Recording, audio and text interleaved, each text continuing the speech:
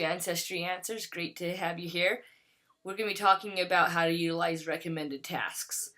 When you log into FamilySearch.org, on your home screen, once you're logged in, it'll have recommended tasks. Now, I'm going to show you how I use recommended tasks. If you click on the triangle, it'll give you the top 5 recommended tasks that are just in the system. Okay, first of all, I'm going to tell you what these icons mean.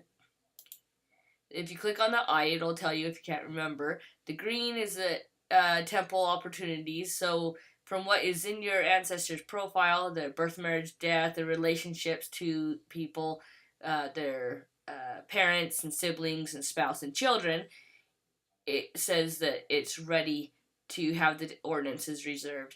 If you see the yellow icon, then one of your relatives you just have to correct a few issues, and then you should be able to reserve the ordinances. Now, I give a bit of caution on these because we don't know, unless you've done the research, you don't know if that information in the profile actually is correct. But what this is doing is it's looking at the profile information and the relationships, and it says, yes, it's ready, yes, it's almost ready. And so you can go in and make sure that it's ready before you actually do it. So don't assume it's ready unless you've done your research. I utilize the recommended tasks mostly for the record hints. So the record hints are the blue. And if you see this, it basically is a record that's been indexed. And it's connecting that indexed information with what your ancestor has in their profile. So the birth, marriage, death, relationships of parents, siblings, spouse, and children, and it will connect up that record to it as a hint. Now, of course, we want to review the hint to make sure it is your ancestor or not. I find that most of the time it is correct, and the system is doing a great job at getting a good match, and it makes it work easier for me to find sources. Okay, so then you just click back on here to have it go away. If you click on show more, it will show you more until you don't want to keep going. So I'm going to show you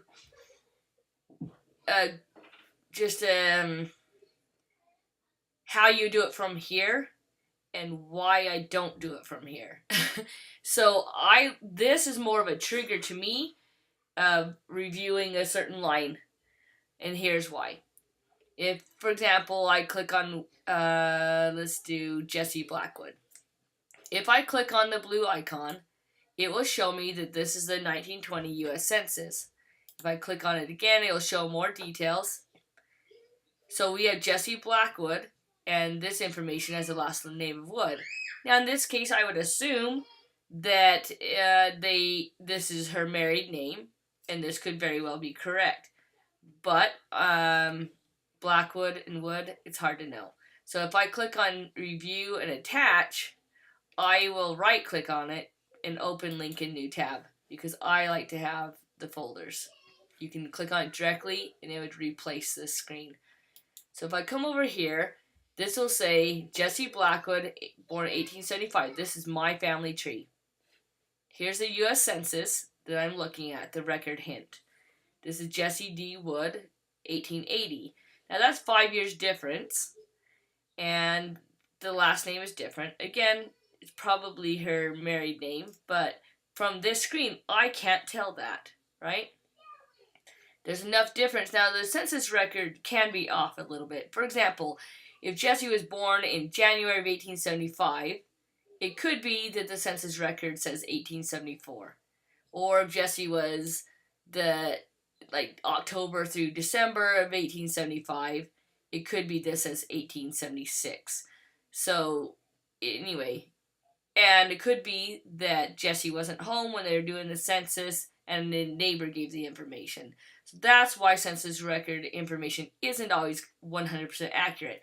And that's why I try to find as many sources as possible to confirm or not confirm information that I am researching.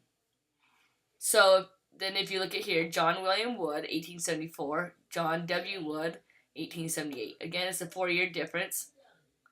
Okay. Helen Wood 1915, Helen Wood 1916. So that's more comparable. So I could say, this could be my ancestor, but I need to see it in my tree, which is why I don't do it that way. Let me show you how I do it. So we're going to close this and come back here, and instead I'm going to look at this and say yes, maybe, no, just from a glimpse. But how I usually do is I actually left click on here. Why is it coming up as unknown? Not sure. So not sure why it's coming up that way, but if you right click on person, left click on open link in new tab, it will bring up Jessie in her profile. So you can see here we got Jessie, and it has that 1875 information that we saw the other route. And look over here. This is that same hint. So that's why when I come in here, rather than look at it this way, I will review it this way and come in and just review it here. Because if I right click and then left click to open link in new tab,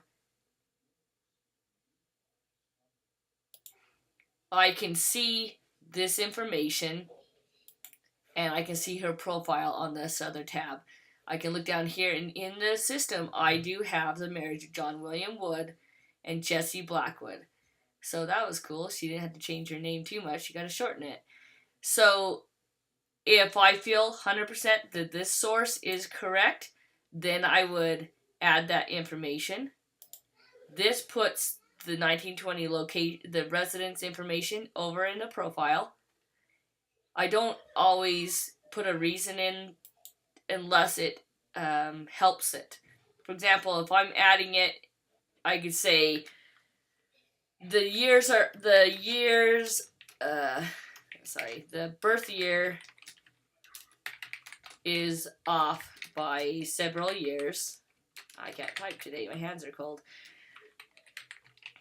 However, from reviewing other sources,